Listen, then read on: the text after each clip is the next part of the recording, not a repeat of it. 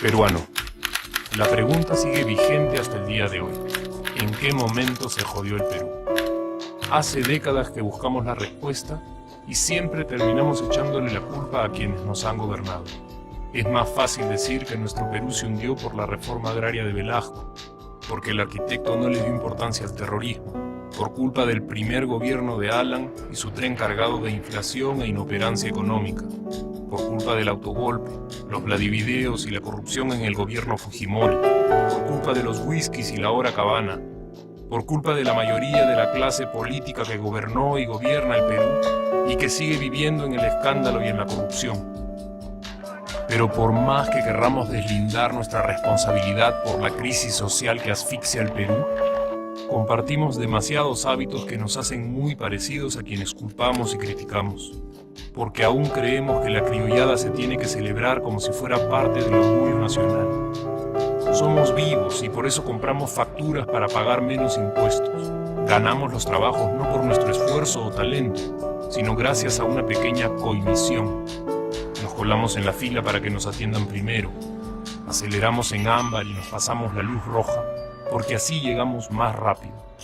Somos tan vivos que si no encontramos estacionamiento, nos ponemos en el espacio azul reservado para las personas con discapacidad. Robamos la señal de cable, robamos electricidad y no nos consideramos ladrones. Reclamamos que haya justicia y se acabe la corrupción, pero le pagamos 5 soles a un policía para que no nos ponga papeleta o al juez para que abogue por nuestra causa. Jamás le damos el pase a un transeúnte en el cruce peatonal porque en el Perú, si no eres vivo, no eres nadie. Pero si somos tan vivos, ¿por qué le tocamos bocina al semáforo en rojo, como si este fuera a escuchar nuestra ansiedad? ¿Por qué tiramos la basura en la calle, como si la ciudad perteneciera a cualquiera menos a nosotros? ¿Por qué nos quedamos callados y no protestamos cuando el chofer de la combi no deja de cometer imprudencias? ¿Por qué estamos tan interesados en saber qué vedette trampea con qué jugador, en vez de conocer algo sobre nuestra historia, nuestra economía, nuestra literatura, o al menos saber cuáles son nuestros derechos más elementales? ¿Por qué sentimos que se nos hace un favor cuando un empleado del Estado nos atiende? ¿Por qué dejamos que un panetón sea el mejor argumento de un político para llevarse nuestro voto? ¿Por qué cuando alguien hace algo bien, decimos que parece hecho en el extranjero, como si eso fuese más meritorio? ¿Por qué no nos sentimos orgullosos de nuestra diversidad cultural? ¿Y por qué, si somos tan vivos, seguimos alimentando este círculo vicioso que no nos deja avanzar como sociedad y nación? Es cierto que nuestros niveles educativos dan pena, y si queremos llegar a ser un país con posibilidades de desarrollo, se tiene que invertir en escuelas y capacitar a los maestros. Pero ¿de qué nos servirá una buena educación fuera de casa cuando dentro educamos a nuestros hijos dándoles el peor ejemplo? Es cierto que se necesitan medidas urgentes para frenar la ola de delincuencia y violencia que azota al país.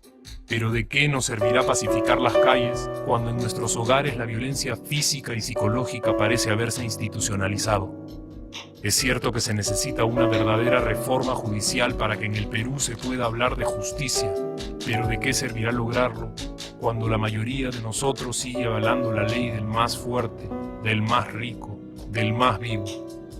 Es cierto que para reducir los conflictos sociales se requiere del diálogo, pero ¿de qué nos servirá ese diálogo si seguimos pensando que dialogar es imponer nuestras ideas y no escuchar al que piensa diferente a nosotros? Es cierto que necesitamos mejores leyes de inclusión social y muchísimos más proyectos de integración. Pero ¿de qué nos servirán estas leyes y proyectos si hasta el día de hoy la publicidad peruana define nuestros estratos socioeconómicos por el color de la piel y a nadie le parece raro? Si hasta el día de hoy seguimos avergonzándonos de nuestras diferencias o sintiéndonos superiores por estas mismas diferencias.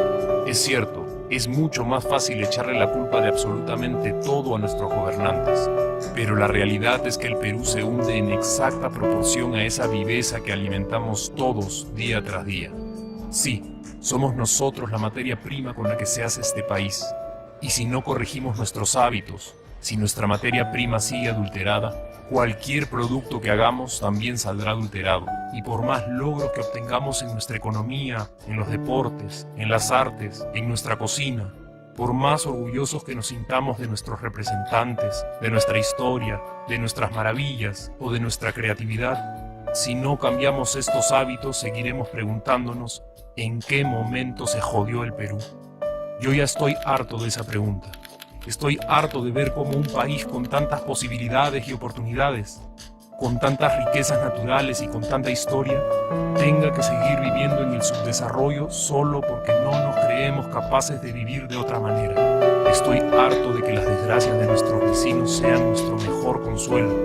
Harto de que el sí se puede sea solo una frasecita hecha para un partido de fútbol y que no podamos aplicarla en nuestra vida. Aunque te cueste creerlo, sí podemos. Claro que podemos. Pero depende de que tú y yo comencemos a trabajar en ello de una vez por todas, porque la transformación del país hacia una nación desarrollada ya no está solo en cancha de los políticos o de los poderosos, y no está en el terreno de los milagros. La transformación del Perú está en la capacidad que tengamos de hacernos responsables de nuestros actos y de rebelarnos contra nuestra viveza. La transformación del Perú está en ti y está en mí. Está en todas nuestras organizaciones y en la posibilidad de trabajar juntos con verdadera responsabilidad social. ¿Qué pasaría si cambiamos la pregunta? Si por ejemplo ahora te pregunto, ¿en qué momento se arregló el Perú? ¿Qué me dirías? Aunque te parezca una pregunta demasiado ingenua, tenemos que creer en ella y la respuesta está en nuestras manos.